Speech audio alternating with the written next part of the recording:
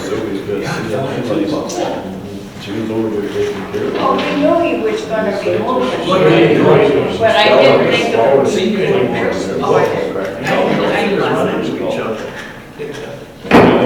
Okay, we're gonna call this. We're going to call the planning and zoning meeting for Wednesday, November 13th to order at 7:02. Roll call. Lloyd Johnson, latest one. Mike Scanlon. Tracy Gurno. Sylvia Henry. Justin Henry. Doug Belter. Ryan German. Can everybody check their microphones because otherwise it won't be on the recording. And make sure, we've been hearing from people that we need to make sure we talk into them or they can't hear us. So. Okay. I will now entertain a motion for approval of agenda. So moved. So moved. Seconded. All those in favor say aye. Aye. Opposed, same sign. Motion carries. I will now entertain a motion for approval of minutes from the October 9th, 2019 Planning and Zoning Commission meeting. We already missed the Pledge of Allegiance. And we're going to go back. Okay, I make a motion to accept the minutes as written. I'll second it. All those in favor say aye. Aye. Opposed, same sign. We'll now have Pledge of Allegiance.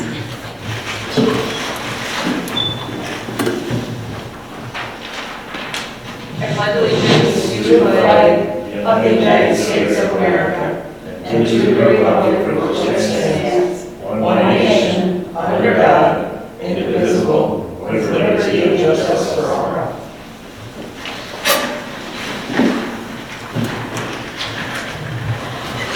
We will now close the Planning and Zoning Commission meeting at 7:05 and open the public hearing to consider an interim use permit for the solar farm. Thank you. So this is a public hearing for an interim use permit to allow a solar farm out kind of by the wastewater treatment plant and the compost plant. There's a company called Renewable Properties that has approached the city looking to do about a 5-acre project out on that site. That would then just be, the power would then just be sent to that substation that's out there. So this would be kind of south of that existing solar garden out there, kind of between the compost pile and the wastewater treatment facility. So the city is the landowner, so the city is technically the applicant in this case for the interim use permit.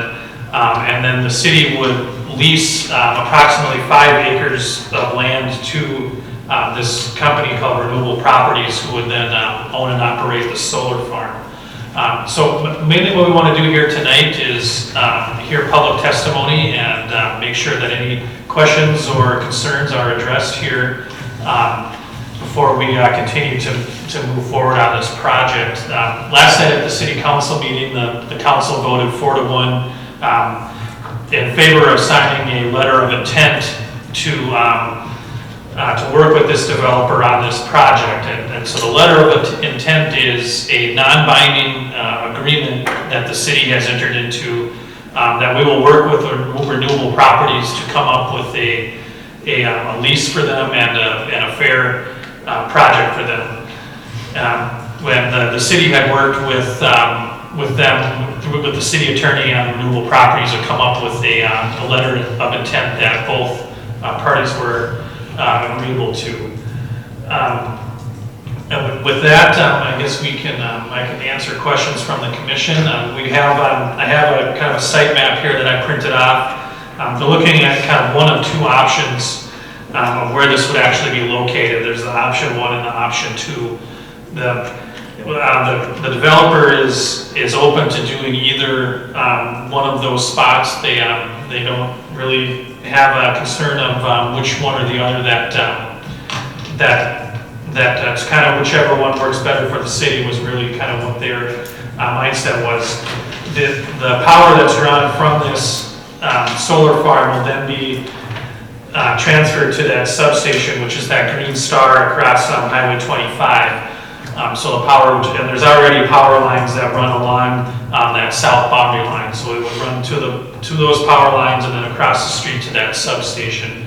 And they're amenable to either one of those sites on there. If there's concerns about the visibility from the Highway 25, they're more than happy to go with option 1. Or if option 2 works better for the city to have it kind of away from the compost facility and away from the treatment plant, they're willing to do that too. So I can answer questions from the commissioners at this point if we want to. Did you say they need 5 acres? Yeah, So there's 19 total? Yeah, so the entire site is 19 acres. That includes the treatment plant, the compost Okay. pile, and that area between that's not being used. So, but they're only looking to lease 5 acres of that 19, yeah. So how long would their lease be for then? So this is an interim use permit, which will operate similar to a conditional use permit, but an interim use permit does not have as much power as a conditional use permit. So part of that process will be that the city will determine an expiration date for that interim use permit. And that's kind of the main difference between an interim use and a conditional use.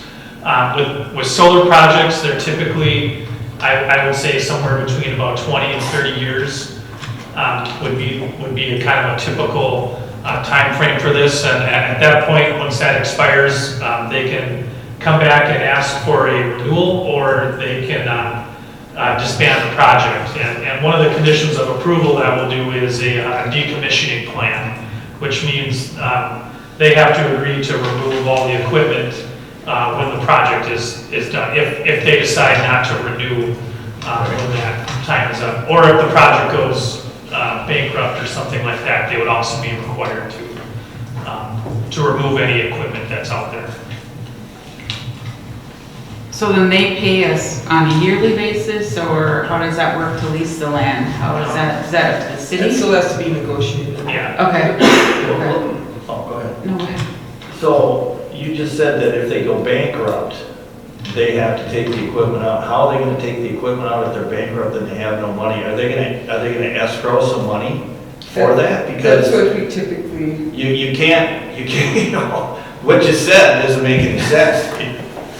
Because they wouldn't have the money to do it at that point, so how would they be able to take out all that equipment? And if that was the case, then the city would be stuck with it. So it seems to me, if that's the case, they've gotta set some money aside. Yeah, I've seen it Then done. taking that thing out. I've seen it done with an escrow, and I've also seen it done with a letter of credit from a bank. Yes, same thing, Yeah. as long as it's a secured letter of credit. Yeah, Yeah, something like that I think has to be done. And as someone that lives by this, I would rather see the site that's behind the compost heap, because you probably wouldn't see it as much as the one that is right on 25. Yeah, but I want to know how much of it comes up on the hill part here. Yeah, it would come up, if you're looking at option 1, it would come up the hill, up to that service road that's there. I would think that it wouldn't really be visible from the highway, but it would definitely be visible from the compost facility. I would assume that it's all grass that the city has to mow all the time, so that would be less mowing. Yeah, and Right. we'll put that We save us money into the on it. lease. Yeah, and I would, Someone's got to mow it. Option 2 is a green space is a little bit better because you can see it if it remains that way, as opposed to option 1. I agree, you can barely see it once you get, with everything that's at the compost heap and behind it, I don't know that you'd even see it. Probably not. That would be the best of all worlds, I would think. You're talking about option 1 is? Yeah, option 1. Correct. No, option 2, you do. No, No, option 1 is 6 feet high Option 2, compost they should site. leave It's a green undeveloped. space. Option 1 is where they should put it, because you wouldn't see it behind the compost heap. Oh, here, Yeah. I'm looking at it.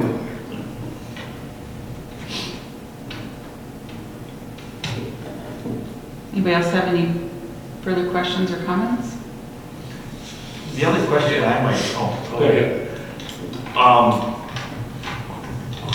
other than the city gaining money from this, the power part of this, who benefits from that?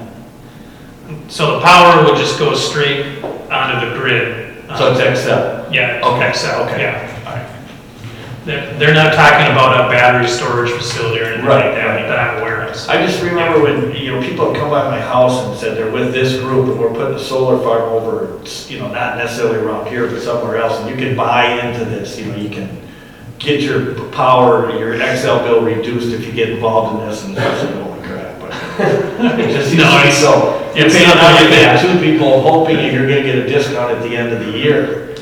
And it just seems like kind of a sham to me. Not that this is, but the one that was in. I think you're talking about a co-op electric, is what Somewhat, that yeah. sounds like. Yeah, that's not what this is. I mean, it's different, okay, that was Well, my only question. that's basically how this other one is, out here on, off of 25 too, is they said you could buy into it and you would see a deduction on Excel, your bill, but I don't think so. I think it's a scam. Well, with the guy that I talked to, there was clearly a guarantee of a return. You weren't guaranteed that you were gonna get anything back. So. If he was guaranteeing it, Oh, yeah, for sure, yeah, but I mean, it seems like they're developing all this power, but you never see your Excel bill go down. And you're wondering what's the benefit to the city other than collecting a little, in this instance, I say it's good because nobody can see it. Collecting a little bit more money for the land than you would otherwise. And we don't have the money, so I don't see a problem. It's a win-win. But Deb, when do they intend to expand the sewer ponds? that I don't know, that would be a question for the Public Works Director. I'm not aware of a project like that. Do they plan to expand, I'm sorry, what did you say? Sewer ponds? Sewer I ponds, know. they're going to, for a long, long time. But they're going to expand something down there.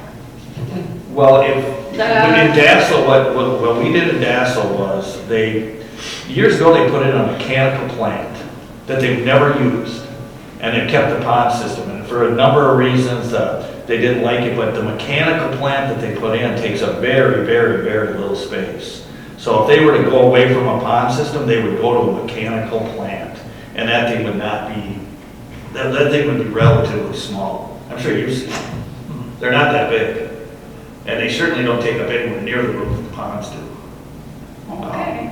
They have many, many years of capacity left in what we have right now. Well, they just dredge it. Yeah. I mean, that's all you gotta do is go in and dredge what's there and get rid of it. Yeah. And then you're back in business. Yeah. They just go in and do more samples and, which, is something that, I don't know how old our ponds are, but you don't wanna let them go too long. They're about 20 years. Have they ever been dredged? The sludge has been taken out, it's in storage right now. The ponds are perfectly fine.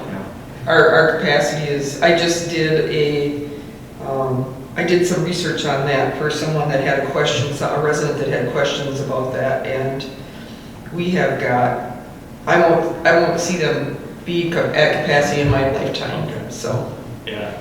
Cocaine got burned about 7 years ago on that.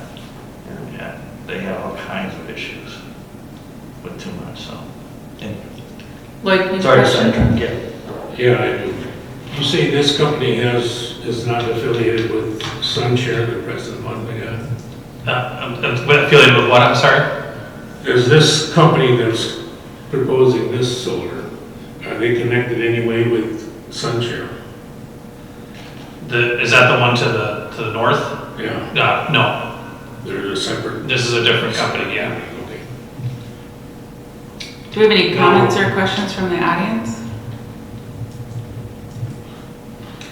No, I don't think he's got any questions, but I think it's kind of ridiculous to put another solar thing in down there. We got that ugly looking thing on the north-south side of the road right now, but whatever's gonna happen, and who's gonna benefit from it?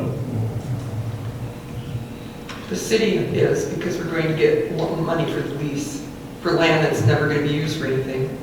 So that's income that the city Because would I get. think further down the road, we're gonna have to get a bigger sewer pond down there with all the housing development that's going in Waverly right now. It's quite a bit. That sewer pond was built for Waverly to build, I want to say, when I did that report, I want to say it was 300 homes a year, and then the housing market crashed, and we won't ever come close to the number of houses. We got years and years and years on that sewer pond. Yeah, but we're gonna have to realize that all that housing development going in Waverly right now and everything, all the maintenance we gotta do on the pond down there and everything. Somebody's gonna have to end up raising the sewer rates or something for Waverly or something like that, if we got it, for the maintenance we gotta do on our sewer pond and all that. Well, I would think the thing to do is to take the money that you're gonna get From the from lease. this and put that into the sewer fund. And then that way you don't have to collect any money from taxpayers. And again, you don't have to mow this area anymore, so that cuts down the cost on public works. You're never gonna do anything with this land. It's just Because gonna sit again, if there. you were to ever get rid of the pond system, you would put in a mechanical plant. The MPCA would make you do that. And so, this is, I think this, this is not a bad way to go. Because you're gonna gain money from it and divert it into the sewer fund. Why wouldn't you? It's on that property. And then everybody's winning. Now, if we go ahead with a sewer pond across the highway on 25, what effect does that have on the property value of the houses that are there? You mean the solar farm? Huh? Yeah. You mean the solar farm? It shouldn't affect the property values of the houses across 25, correct? I wouldn't think so, especially if we go with option one and it's not. Right, you can't see it. I would say the wastewater treatment facility has a larger impact than solar. For sure. Or even the compost site. Yeah, that too. And that's right across the street too, so this would be behind the compost between those houses. Yeah, I think it's a good spot for it. Okay, It's hearing... better than option two. Yeah, for sure. I agree. Hearing no further discussion, I'm going to close the public hearing at 7:20, reopen planning and zoning at 7:21.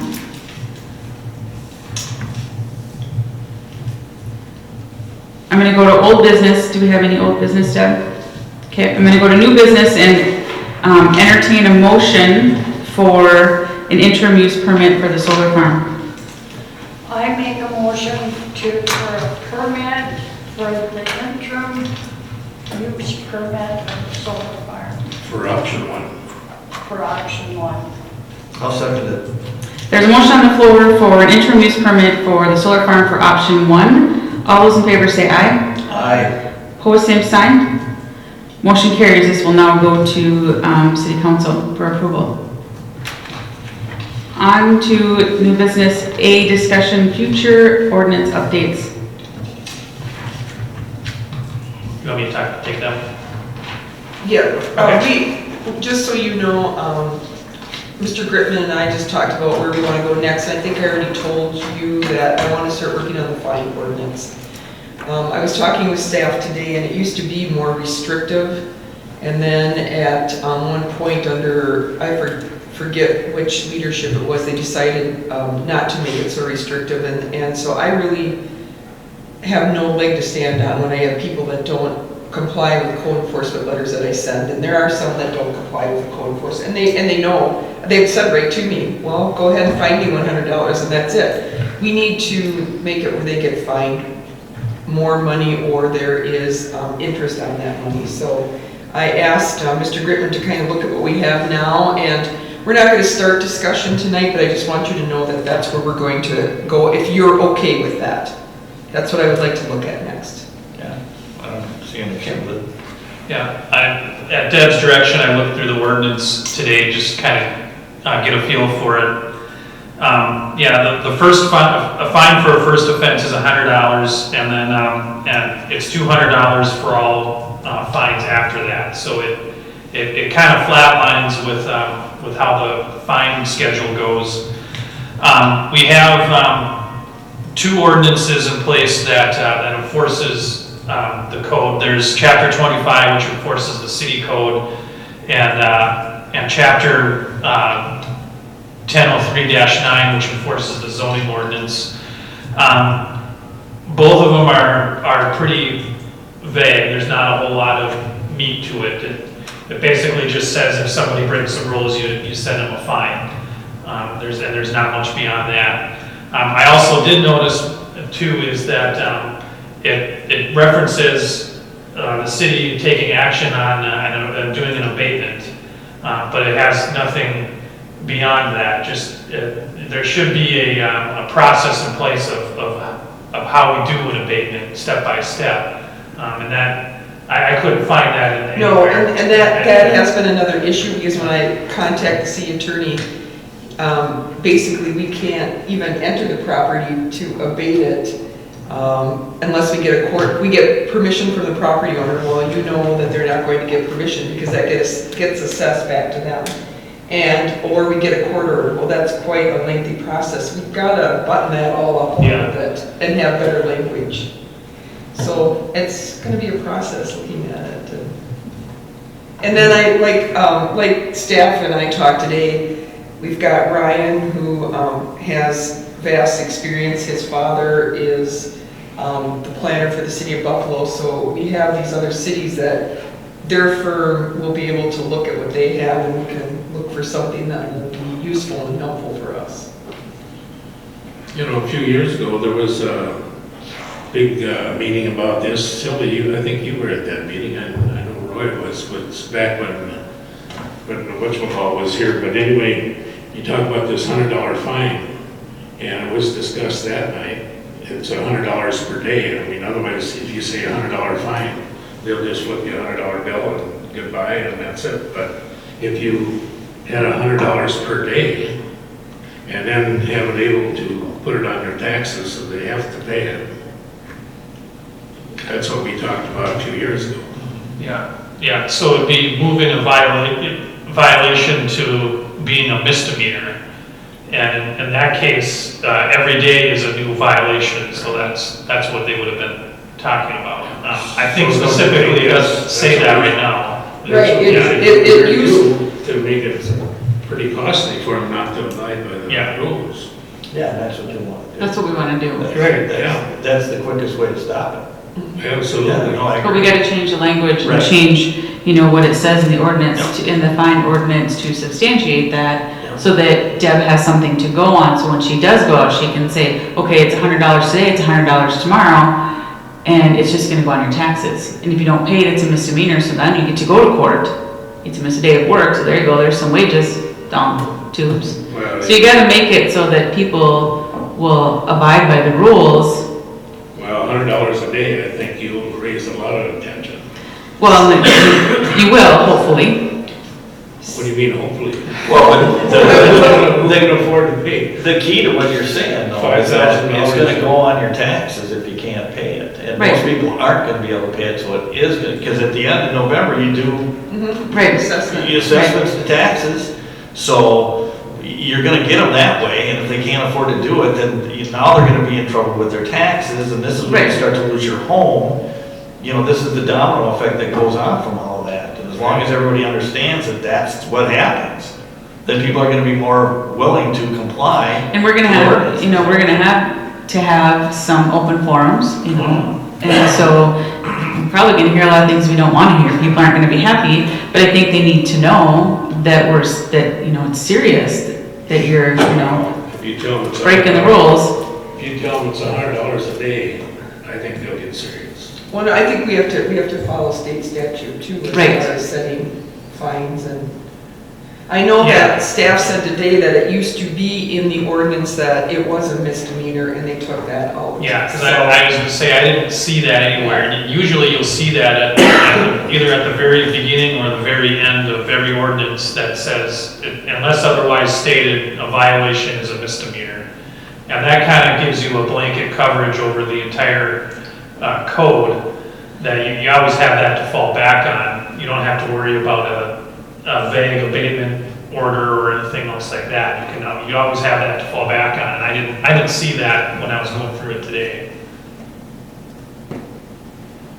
So if you guys are okay with that, that's what we'll tackle next. Okay. I think Sounds we good. should. Okay? City planner updates. So we met with the developers of the Preserve Housing Development, and we're working with them right now to explore the utility lines that are out there right now, which apparently are damaged, and we don't know how bad the damage is. So we're working with the developer to figure out how we're going to go about investigating what the damages are and whether or not it's going to be feasible to fix that, or if it's going to have to be replaced. So we're working with them on how we're going to go about doing that and who's going to pay for that. And it's technically city-owned property right now, so we'll probably have to share in the cost, would be my guess in the end, between the city and the developer on that type of work. So we're working with them on that right now, and that's kind of where that's at. And then also the sign ordinance was approved by the city council last night. They did make one change, and that was they did want to allow motion signs and motion signs and lighted signs, I think was listed under prohibited signs. And they made a change to that and allowed those for the commercial district. But then they passed the ordinance with that one change. So that's, Yeah. yeah. Councilmember Moyna caught that and brought that up. And I said, we never even discussed that, the whole time we discussed it. Yeah. And he said that driving through other cities, he sees that, like, and my opinion on that was, is that will fix like all our little signs at Casey's. If they would be able to put something like that up, then we wouldn't have all those little signs that they put up, Right. so. I don't know if anybody's gonna do it, we don't know if anybody will do it, but, and there are some regulations, it sounds like, when it comes to US Highway 12. Oh, yeah. Where Yeah, exactly. we ran into it in Dassel when they put the new bank in. Yeah, so there's some hoops you gotta jump through with Yeah. those guys. Brightness and all this, how long it's on, Right. and blah, blah, blah. So, yeah, well, I know, they get their hand in everything. I know, yeah. So yeah, it was approved contingent upon, all that Mr. Griffin has to do is change the ordinance and put that wording in, and then it's done. And I gotta publish it in the paper, and then we're good to go. So thank you for your work on that. I did have one question come to me, wondering what was up with the old Casey's building. Has that ever, someone was gonna buy it or lease it, did that ever happen? Mr. Councilmember Marzalek talked today about that. He's in charge of our EDA now, and I was trying to remember what they said that I was supposed to talk to you about tonight, and that was it. We want to set up a meeting with that gentleman. There is some rumors out there that the city wasn't cooperating with him, and I just want to clarify right now that he was told, he and his realtor were told what they needed to do, because I think some zoning has to be changed there, and there's some other things, and we needed certain information, and the planner, Miles would call him, I would call him, and he wasn't getting it back to us. So I don't know what he's going to do with it, but Councilmember Marzalek wants you to set up a meeting, and we'll meet with him and just find out. And also, if there's, I think one of the things he had to do was a survey, and he didn't want to spend the money to do the survey. So we will meet with him, and the city has that revolving loan fund under EDA, and we'll try and work with him if we have to help him financially to get that done. So I'm glad you brought that up. That's what I was supposed to ask you about. No, somebody asked me in the city and I'm like, I don't know, we talked about it, but I don't know where it's at, so that's fine. Okay. Um, That was all I had for updates, so. Okay. Commissioner Barry Renberg has resigned due to the fact he has moved to Buffalo. So he's no longer in the city limits of Montrose, so he can no longer sit on planning and zoning. So we will be looking for a new commissioner to take his spot. Anybody knows of anybody who wants to be on planning and zoning? Just They'll contact me. entertain, applications at the city, they'll go before city council. I'll get them applications, so. Any other further new business? The next meeting, which was scheduled for Wednesday, December 11th, Deb and I have met, and we are going to cancel that meeting due to, we don't have anything that is pressing on the agenda until the first of the year, which we will then start tackling the fine ordinance come January 1 at our next meeting in January. We sure do cancel a lot of meetings, so. all I got to say. This is the first one I've ever canceled. Yeah. But before you came and changed, there was a lot of change. You know, we've talked about this before, and we changed 2 meetings. One was because it was stormy, and you actually were one of the people that called and said you didn't want to come that night to that meeting. That was the first one, but it worked out anyways, because we had to do a public hearing, if you remember, so, and we had to do it an off week that we needed to do the public hearing, so we did that. And then another meeting was changed because we had to do a public hearing again, we needed to do it sooner than what the night meeting was. So there have been no canceled planning and zoning meetings this whole year. Yeah, canceled one or changed the date because you wanted to go to a meeting. I wanted to go to training, so that was one. It was training that's offered 1 time a year, and it was for my advanced certification, I have to go to it, and so that's why I asked to change that. And I asked you plenty I think of, we all agreed that. yeah. Yeah. I think so. And unless someone has something that really is pressing for December, I think at this point, I think we don't have anything that has to be brought up before the end of the year that needs to go to city council. Before, we'd have to pass it to anyways to go to city council in December. So even if we meet in December, nothing that we do in December will go to city council until the first of the year. There's really nothing on the agenda that is pressing. My thought is we start in 2020 with the fine ordinance with our first meeting and take the month of December off. But I will entertain a motion to cancel the meeting. If you don't want to cancel it, that's fine too. But I'm gonna. I'll make a motion to cancel the December meeting. I'll second it. Okay, motion is on the floor to cancel the December 11th Planning and Zoning Commission meeting. All those in favor say aye. Aye. Opposed, same sign. Motion carries. So our next meeting will be January, let me look at the calendar here. I should have looked at that before. Second. January 8th, Okay. the week after New Year's. Okay. Is there any further business that needs to come before this Planning and Zoning Commission meeting for November of 2019? Hearing no further business, I will entertain a motion for adjournment. I make a motion to adjourn this meeting. I'll second it. All those in favor of adjourning this meeting at 7:35, say aye. Aye. Opposed, same sign. Motion carries, meeting adjourned.